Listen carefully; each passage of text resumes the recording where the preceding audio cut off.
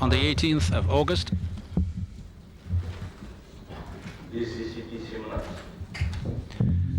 10 minutes to 5 p.m.,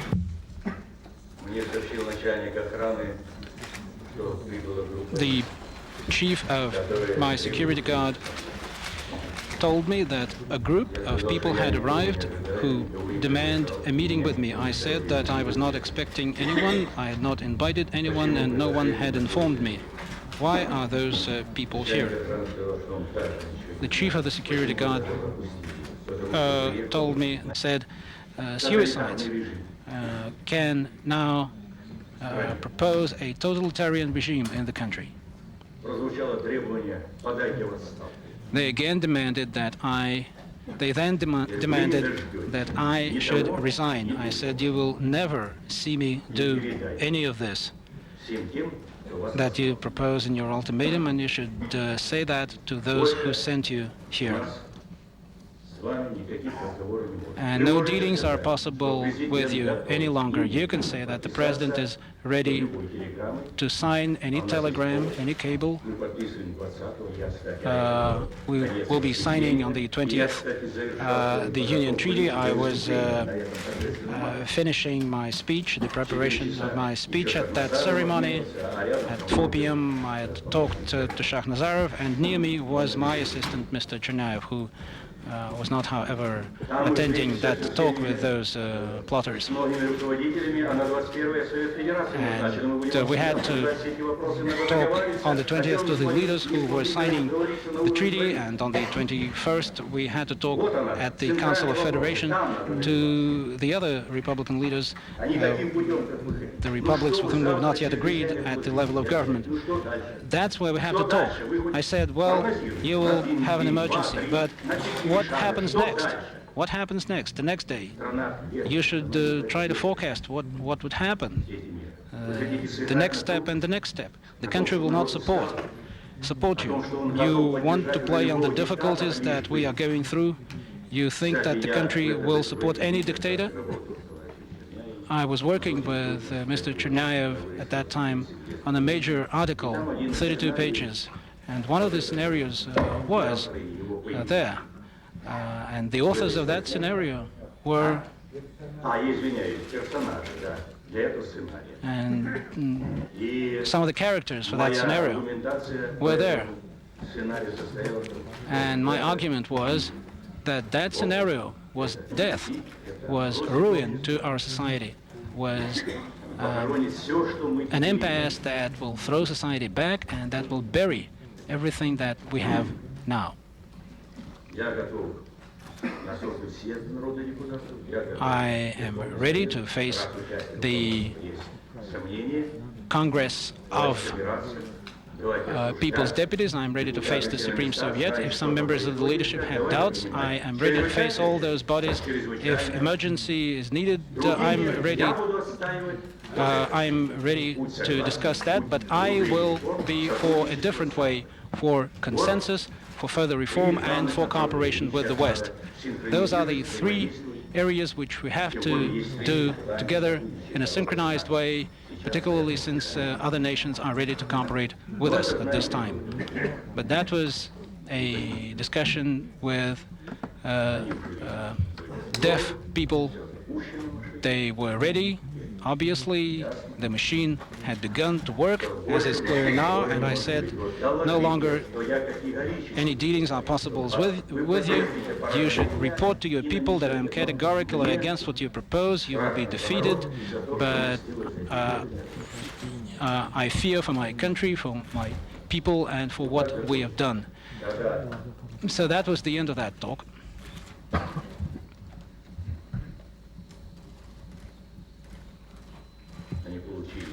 And when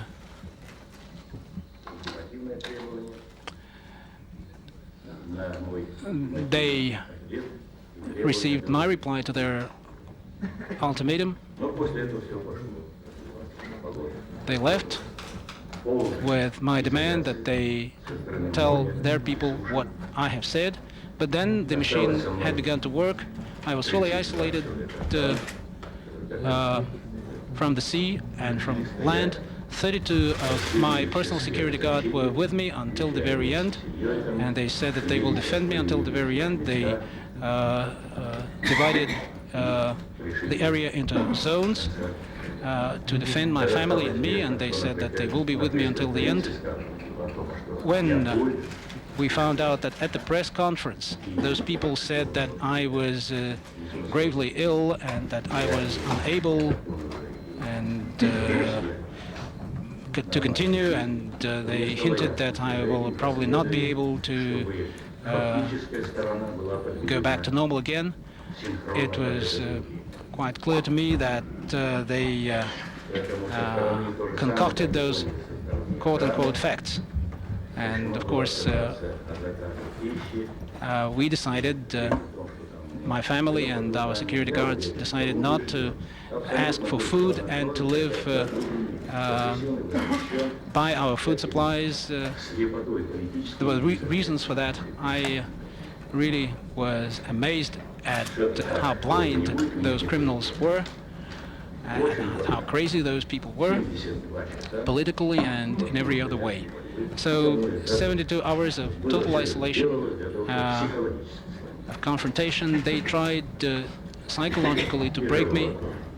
It's difficult to be in that situation, of course, but that's how it continued.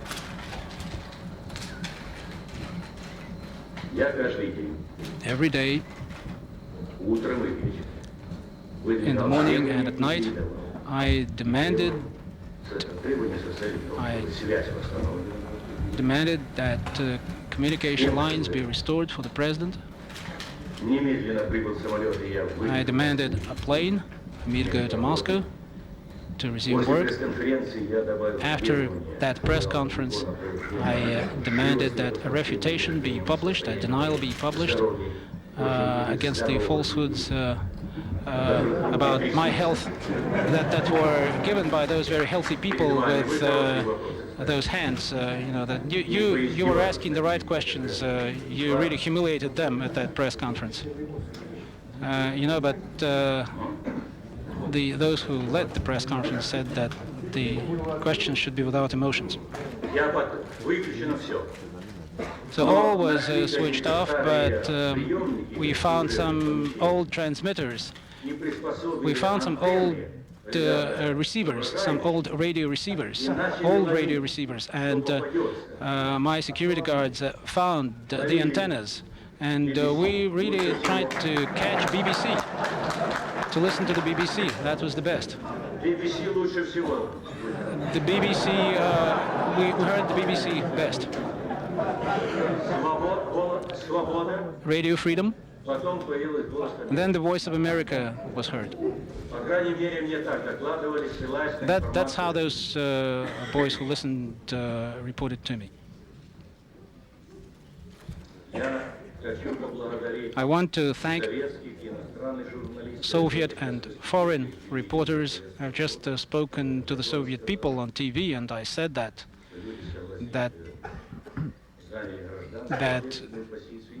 people really refuse to cooperate as real citizens. And I know that those who did certain things did that under duress. I was told about that, what was happening.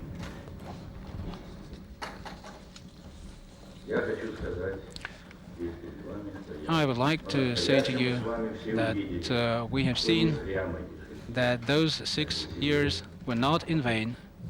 6 years on this land, 6 difficult years, years of very painful quest for something new, for new ways to move forward. Our society, we can say, refused. The plotters rejected the putsch. They were not able to use the army. The army was in contact, in touch with the people, and they understood that they had failed. The republics reacted negatively, and here I have to put first and to pay tribute to the position of principle of our Russian parliament, of the Russian deputies, the Russian government, and the outstanding role of the President of Russia, Boris Nikolaevich Yeltsin.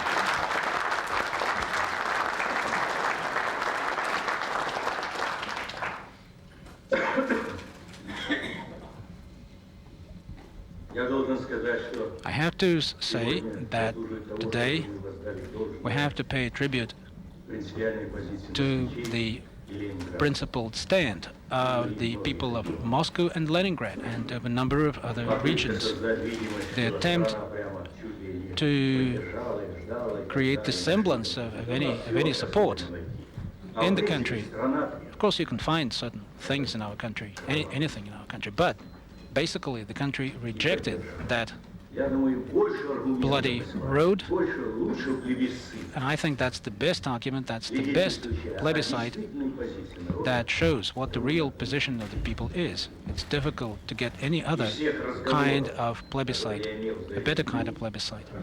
From all my discussions that I had in those days, and I talked to many, I talked to President Bush, to President Mitterrand, to Chancellor Kohl, I talked to Prime Minister Major, to Brian Mulrooney, Mr. Hawke from Australia called today, Kaifu, Andreotti, Mubarak.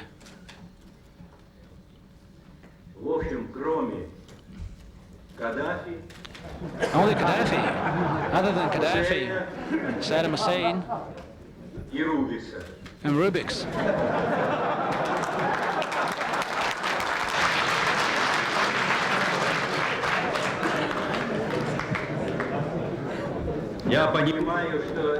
I understand that what is happening in the Baltics and in some other republics are difficult processes, but failing to see that there should be other ways to solve those problems is political blindness, and that's why I now am talking about Mr. Rubix, who supported the coup and was very hasty in that support, as I've been told. So once it became clear that Russia was adamant, the leadership of Russia was adamant against the coup, that the republics, the people were against the coup, that the army did not move against the people, they began to panic, to look for a way out.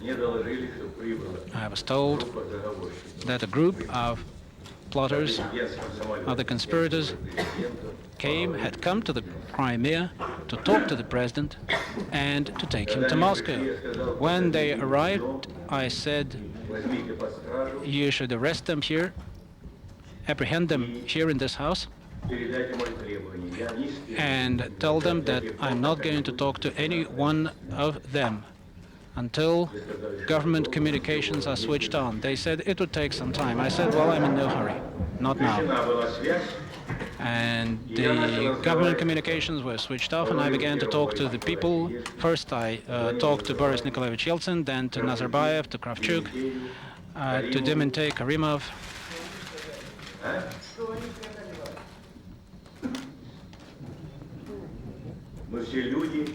We're all people. We're all human.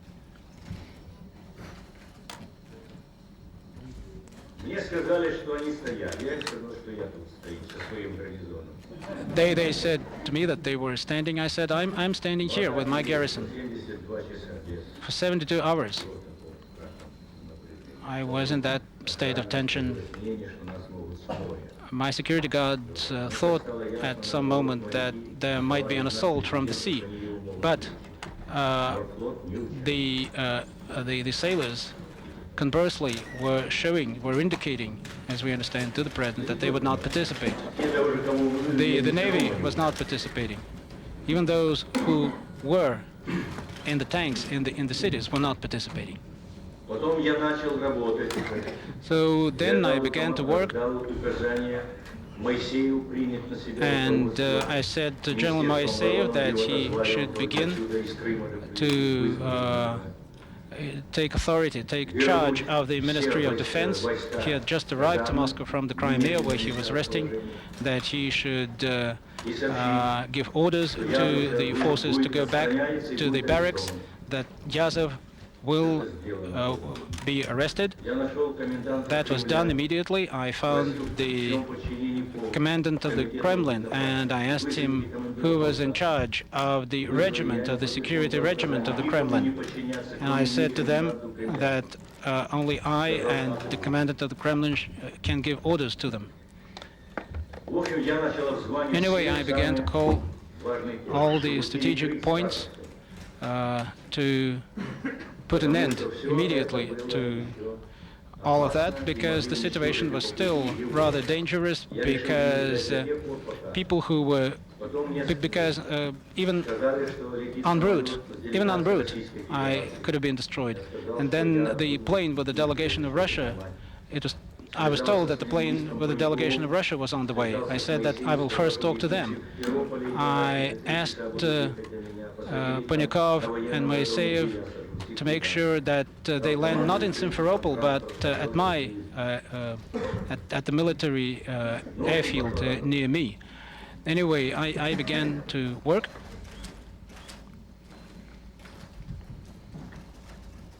The delegation arrived from Russia. We sat down together.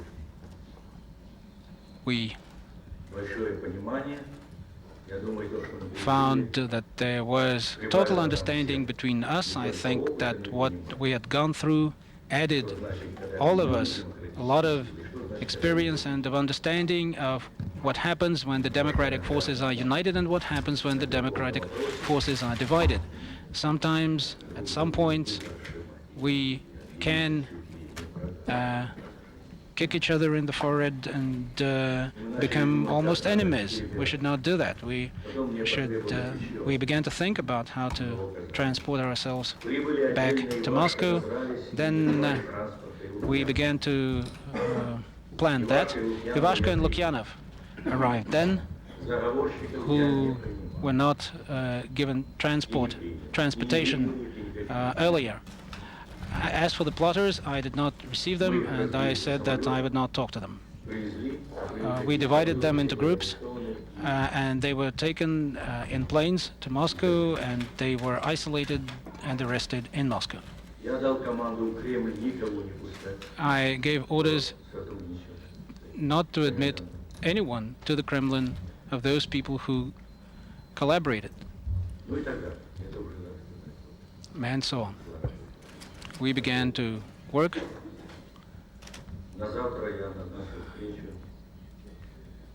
For tomorrow, I have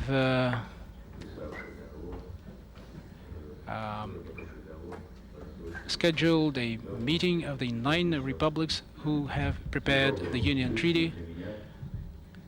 We'll have to discuss the lessons. The lessons are very severe. For me, this is very hard. For me, this is a very hard trauma. I think that tomorrow we will be able to discuss and to think over a common position about how to move forward and about the new steps to do that.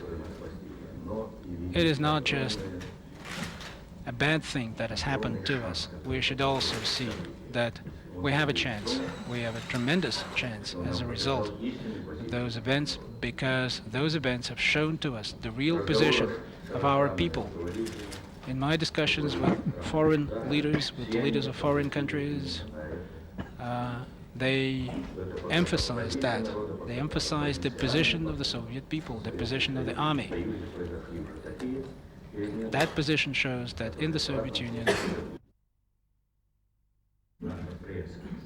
но хочу сказать, что вы и вы подумали на дорогах.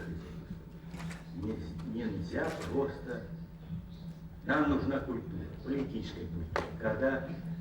Когда возможен политический диалог в рамках, так сказать, когда столько кислорода находится в распоряжении нашей прессы, то иногда чувствует, что она от этого избытка задыхается, и происходит нечто такое, что я не могу принять. Я, например, не могу принять бесцеремонность, бестактность. Я человек, который всю жизнь открыт к тому, чтобы вообще не сюсюкать по отношению друг к другу. Так было все с молодых лет до сегодняшних. И я говорил, по-моему, когда ты нас ездил, но я страшно не терплю хамства. Очень много хамства в прессе по отношению к человеку. Особенно если он привержен своему мнению. Какой же тут плюрализм?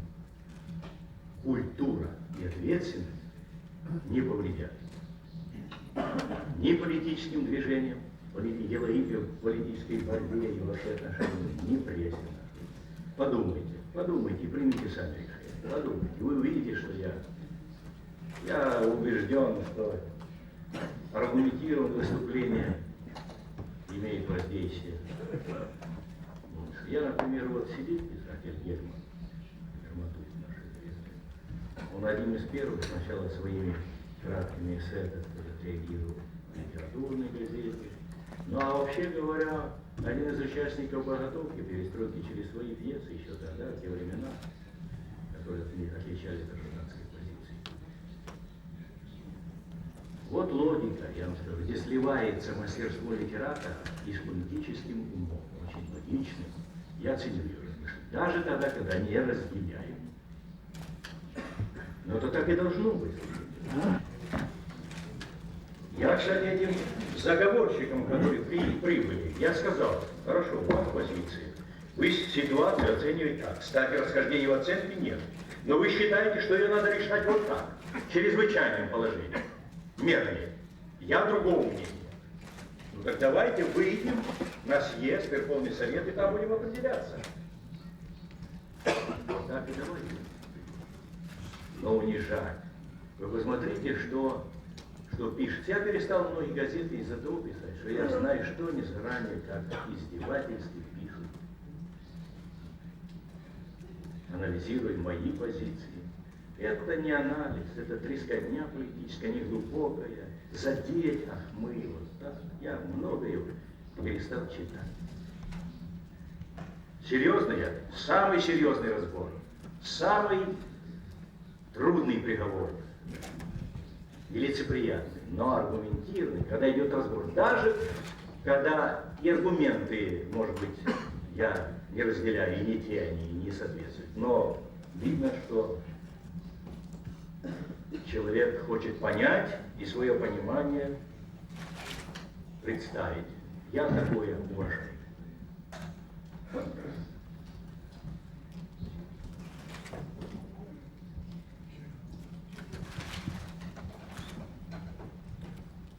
Я думаю, что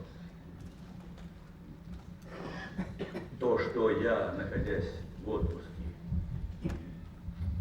узнал из прессы уже, что Центральная комиссия таким образом решила по отношению к Яковлеву, это говорит о том, что действительно еще предстоит тяжелая борьба.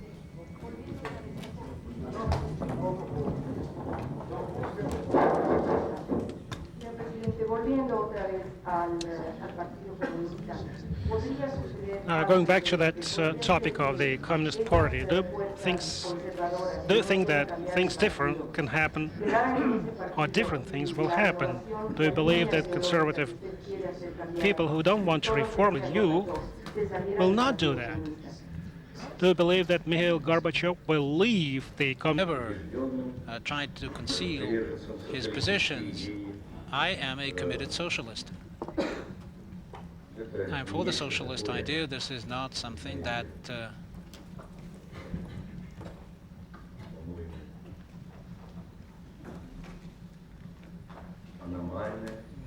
let me put it this way, that is anomalous, that is not normal. It is an idea that is making its way in the world, has been making its way in the world for many centuries. It has many supporters. Its supporters are in charge of governments in many countries. There are various branches of the socialist movement, because the socialist movement is not some kind of one model that is, or one model of the shoes, as in Italy, for example, shoes. made very well, but it's not something for all countries. It's an idea. It's just an idea that comprises various approaches and various ways tried in the search for a better world. It's an idea that nourishes on important achievements of Christianity and various political movements. So I'm trying to reason as a Democrat. So a socialist idea is impossible without democracy, without a better, more reliable ways to solve social problems. When we talk about that, we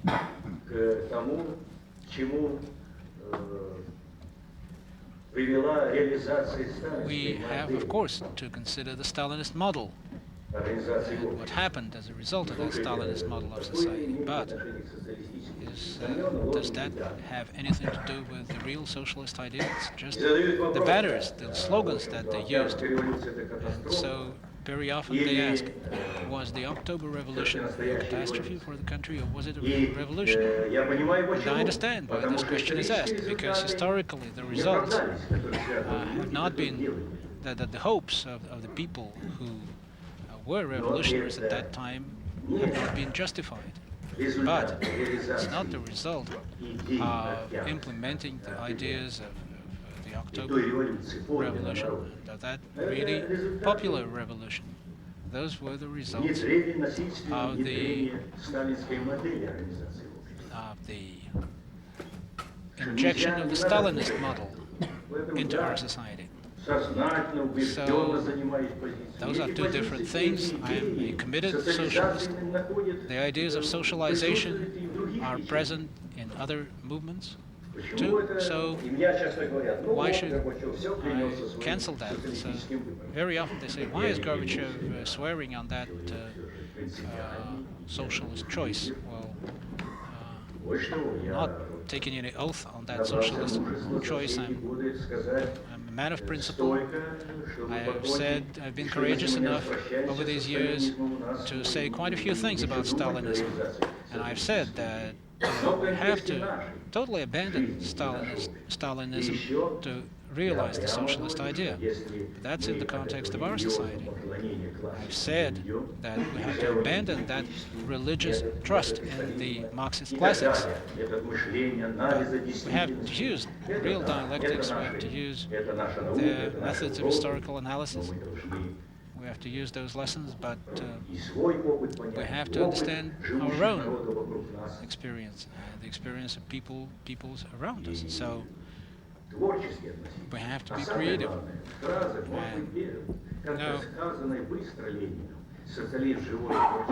Once Lenin said that socialism is the vital creativity of the masses, that's all.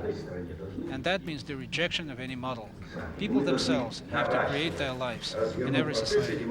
And we have to democratize our country in all ways, in all areas, politically, economically, changing our federation. We have to expand that positive process. We have to move forward. And I think that is movement toward greater justice.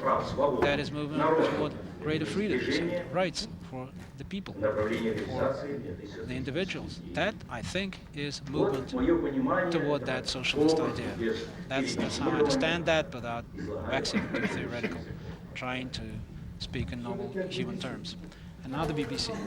I wondered if you could explain exactly what sort of pressure you came under. Did you ever fear for your life at any time? And secondly, although most of the members of the committee itself have now been arrested.